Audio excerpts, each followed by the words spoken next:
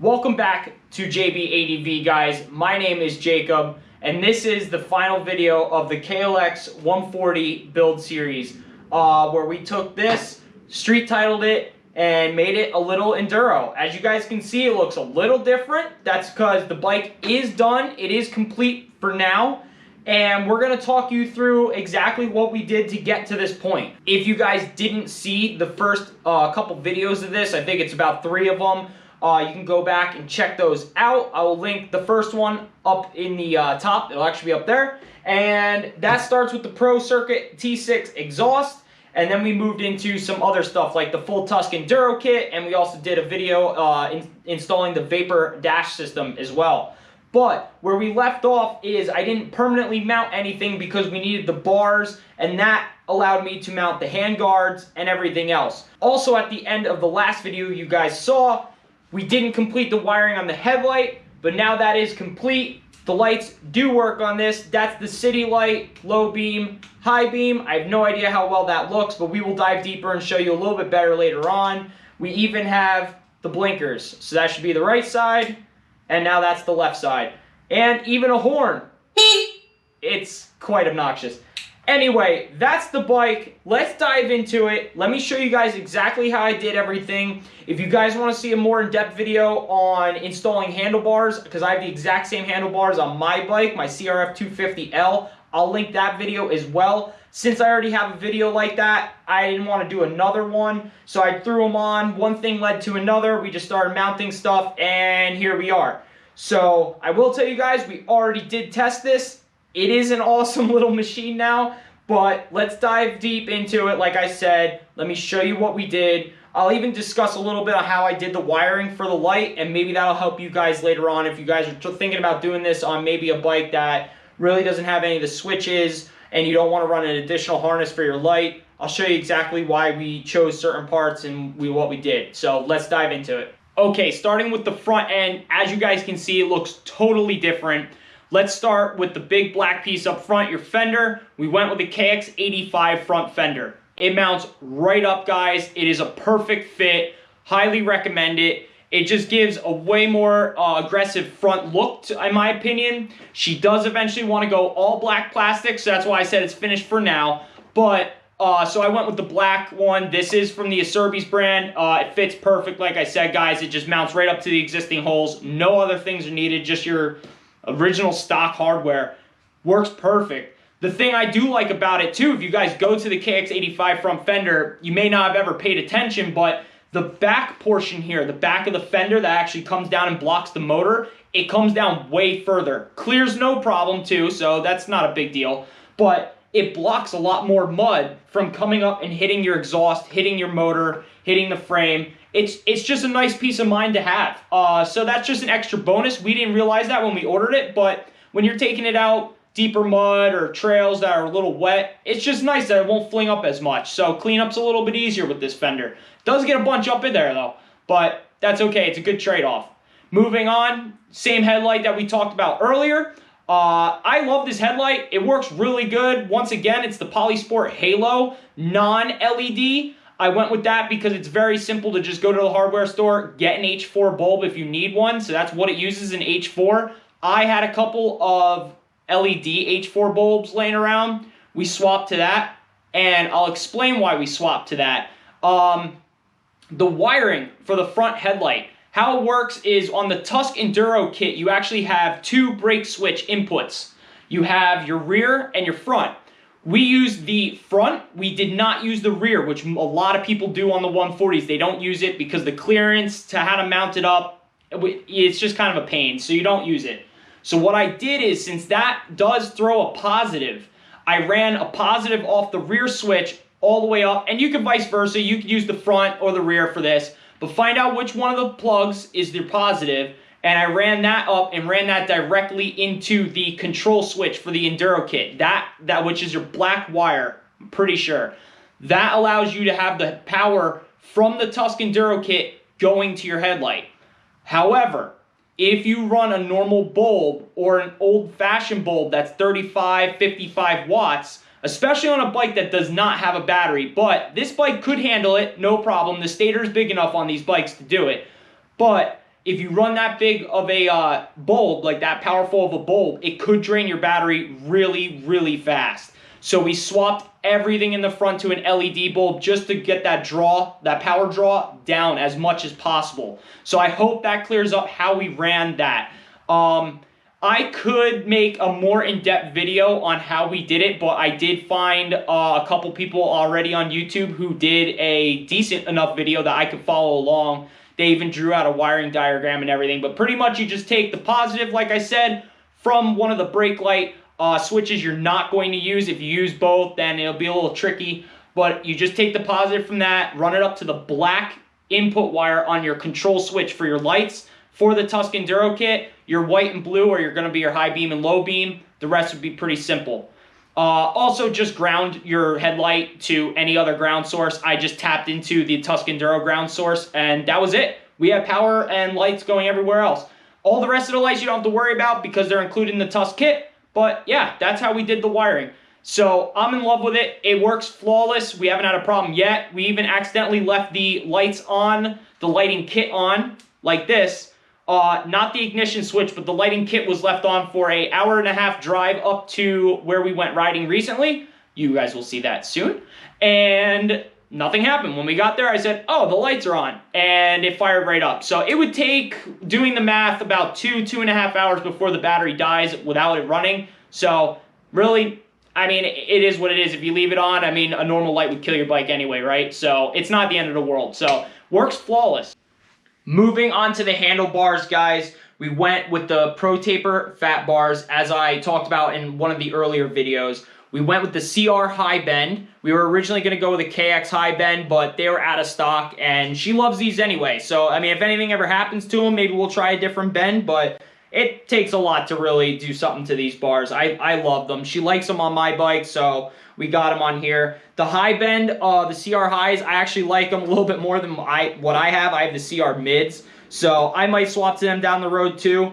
But what's nice is with the adapters, she has like a total of about 1 inch, give or take, of rise, but the width is what really makes everything. She said she feels way more stable on the trails, going through the mud, going over rocks, logs, so on and so forth. And it just really helps keep the bike stable.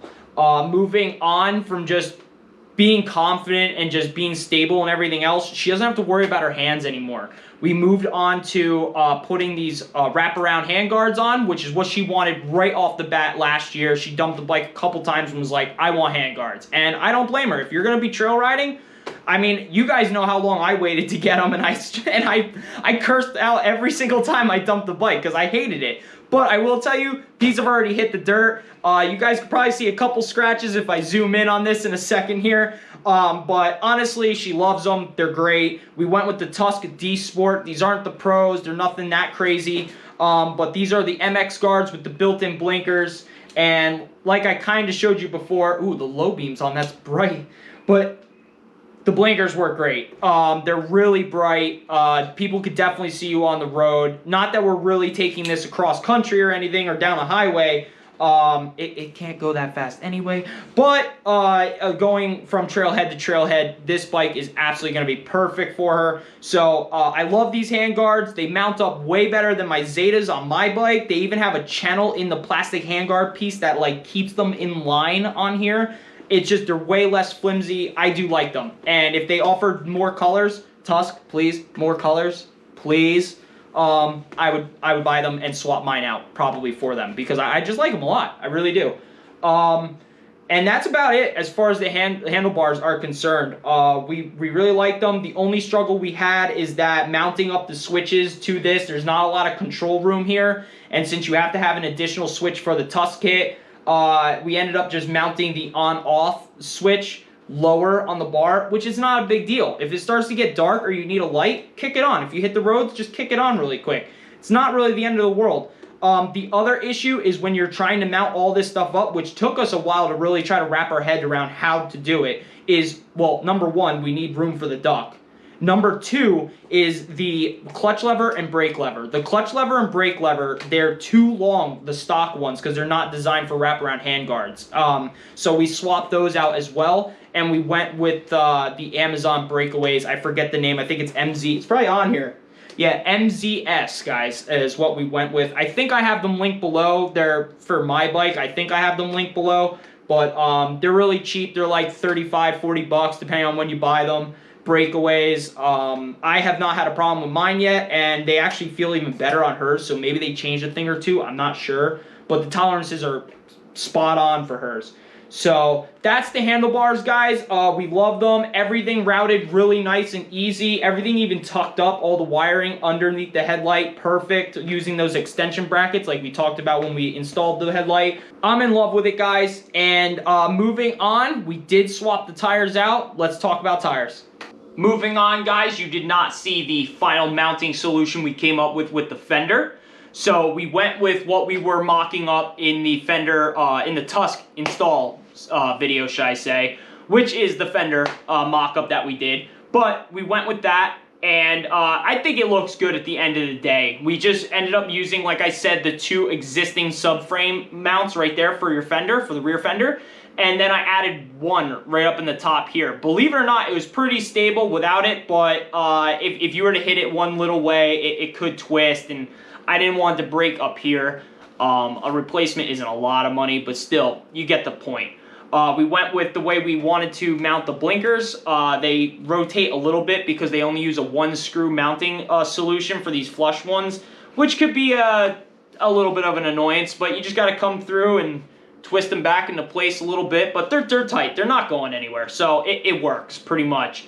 All we did is take our license plate, spin it sideways, throw two here. It's kind of not really the best, but it is what it is. We probably should take it off when we're going out to a place where we don't need a plate and like a track or something. But we didn't, and stuff flung up and kind of bent it, so maybe it tears off one day. I'm not too sure, but that's what we did. And let me tell you guys, even with the taillight stuck up there, it's plenty bright. People can definitely see it. They can definitely see when you hit your taillight, so no worries. They definitely will know when we're stopping. But yeah, I think the fender looks great. It doesn't look that bad, guys. Even though it has this down here, like I said, it's protecting the wiring. It's protecting that hole I made. If you guys didn't see that video, I'll link it up there. But I think it came out really clean looking personally. Once again, there's that T6 exhaust showing itself. I love that thing. It's great. When we did the video, I showcased the silencer in and out. We rode around with it on the roads with it out for a while, around the yard, a couple trails with it out. It's just, she didn't like it. It was a little too loud. It sounds awesome, don't get me wrong, and if you really want to let people know what you got, you could take it out. But being that we are planning to go to places like we did last year, like Wayne National and everything this year, we are going to keep it in. It just keeps it down a little bit. It's not as annoying on the road. It sounds great, honestly. It's really crisp and really just like a perfect tone when it's in. It's not as loud, but it's okay. It's a perfect trade-off in my opinion. Also, as you guys can see, they're still a little muddy, but we changed the tires out. They look somewhat similar, but if you guys follow a lot of people that go with a little bit of a cheaper tire, these may look pretty familiar. These are the Kenda Trackmaster 2s. They are DOT rated. They are really soft for what they are, guys, but they're awesome. They did really great in dirt. They did really great in mud. Sand is, you know, a crapshoot, like always, because it's sand. But honestly, they did awesome. And on the roads as well, I mean, this thing's not pushing any more than 50 miles an hour, guys, but on some twisties when you're doing 30, 35, they handle really good. I'm really impressed. I think on a bigger bike, a heavier bike like my own, I would love to try them out. I know a lot of people do. Shout out to Tanner over at Adventure Daily. He runs these things all the time. And I never gave him a shot, but for the same price as the Tusk ones that I have, I don't know, I'd say I'd lean over to these a little bit more, guys. I would. I'm really happy with them, with what I've done on them so far. So, yeah, I can't say more about these tires. They were a pain in the ass to mount to these rims, though. Oh my gosh, guys. People were not lying. These wheels are a little skinnier than normal big bike wheels. And, yeah, it's literally a stretch to get them on there. I'm not kidding. I'm not making it up. We actually popped the one tube in the front, RIP tube, in the front tire when we put it on. Had to take it back off. it was just so tight, it ended up dimpling the wheel a little bit. It's not bad, it's still holding, the beat's fine. I'm not worried about it at all, but yeah, just letting you guys know, if you guys go to these heavy oversized tires on these bikes, as you guys probably know if you've done it already, it's a pain. But it's worth it. I love it. Totally recommend these. I think they're going to last her a while because she doesn't hit that much road on this bike. She's gone to Dairy Queen twice, and that's about it. That's a couple miles up the road. So, fun times, and honestly, I can't be any more happy with these tires. I think we're going to sell a lot of people on these tires now, so definitely happy I went with them. And I think that's about it here. I hope you guys enjoyed the full overview and enjoyed the little build series we did. This is the first time I ever did something like this. I didn't want to make it too drawn out by putting handguards on and handlebars, so I hope you guys understand. You pretty much saw exactly where the final resting spot is for all these, minus the wiring, which is kind of tedious and boring in my opinion. But I did discuss how I did wire it up, but I hope you guys enjoy this. I hope you guys enjoy how the outcome is of this bike. Let me know down below if you would have done anything a little differently. But now she has full DOT off-road tires that she says works just as good as the stockers, if not better. And wider bars. She's protected up front. She could dump the bike and not worry about bending a brake lever or clutch lever. She could see. She has this dash that warns her if she's getting too hot for whatever situation. She could see the outside temp. You don't really need that, but you could do it. She's got an hour meter now on the bike. Everything else. It's just really cool. Also, fun fact, these bikes rev to like 10,580. I don't know. I think that's the max we got. Yeah, that's the max. So, and I know I was fully pinned yesterday. So, yeah, just a fun fact. But it's just really cool to see this the way it is now. If you guys are looking for a mini enduro, I don't know if this would be, if there's anything better than this. I mean, this is really a really small enduro, and it kills it. So we can't wait to take this out on more trails. We can't wait to show you us on more trails. This bike has already been out. We've already been riding this season. We have plans for way more things coming soon. Once that's confirmed and everything, we will share more details. Look for that soon. But we have riding footage coming up. And not from just my perspective. So when she took this out, she had the GoPro on. So it's kind of a cool little perspective. It should be fun to watch. I haven't even really checked the footage out yet, but I'm sure it's pretty badass. If you guys are enjoying the content on this channel, enjoying the bike, enjoying my CRF 250L, we have so much more riding footage coming your way. Hit that like button, hit the subscribe button, guys. It's just so much fun making these videos and sharing them with you guys. I love it. I think that's going to be the end of the shop videos for now, guys. We don't have anything else going on, so we're going to be cutting right to the footage now from trail riding. Yeah, I just can't wait. Every weekend we're just traveling and riding new locations, so it's a lot of fun, especially now that she can hit the roads. That's the big deal. We can offload somewhere, hit the roads for a mile or two, hit some trails. It's awesome. So I don't know. I think that's about it, guys. So we will see you real soon. Expect some really good footage, like I said. And till next time, guys, take it easy. Thanks. Bye.